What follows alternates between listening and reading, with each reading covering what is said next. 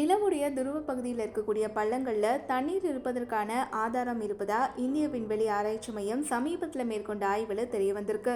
பனிவடிவில் தண்ணீர் இருப்பதா இந்த ஆய்வில் சொல்லியிருக்காங்க. ஐஐடி கான்பூர், தெற்கு கலிபோர்னியா பல்கலைக்கழகம், ஜெட் பிராபல்ஷன் ஆய்வகம் மற்றும் ஐஐடி தன்பாத் போன்றவற்றோடு இணைந்து இஸ்ரோ விண்வெளி பயன்பாட்டு மைய விஞ்ஞானிகள் இந்த ஆய்வை மேற்கொண்டிருக்காங்க. இதில் துருவ பள்ளங்களின் மேற்பரப்பில் உள்ளதை காட்டிலும் அதற்கு கீழுள்ள சப்சர்வேஸ் பகுதியின் முதல் 2 மீட்டர்களில் பனியின் அளவு 5 to 8 மடங்கு வரை பெரியதாக உள்ளதாகவும் இந்த ஆய்வில் தெரியப்படுத்தப்பட்டிருக்கு. 2 துருவ பகுதிகளிலையும் இது காணப்படுவதாக தகவல் சொல்லப்படுது. எதிர்வரும் நிலவு பயணங்களில் அந்த பனியுடைய மாதிரியை சேகரிக்கும் நோக்கத்தில் சந்திரனில் துளையிடுவது முதன்மையான நோக்கமாக இருக்கும் அப்படின்னு எதிர்பார்க்கப்படுது. இதன் மூலம் மனிதர்கள் அங்கு தங்குவதற்கான சாத்தியக்கூறு அதிகரிக்கும் அப்படின்னும் எதிர்பார்க்கப்படுது.